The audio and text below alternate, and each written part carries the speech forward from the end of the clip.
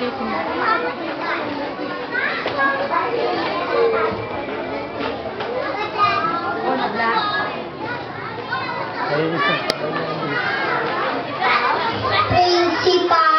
teachers, parents, and classmates, fellow graduates, students, guests, good afternoon.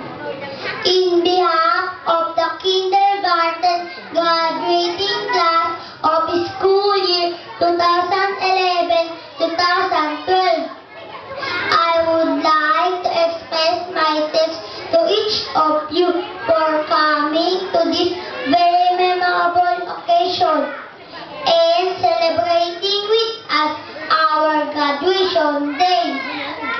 Today, we would like to give our heartfelt thanks to our parents for sending us here and trusting the Gonzales Learning Center. As we spend our time in school, we learn to pray, sing, recite, read, write, count, and work well.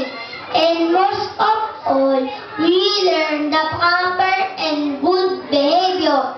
Next school year, we will be in grade 1. We promise to study harder to do better.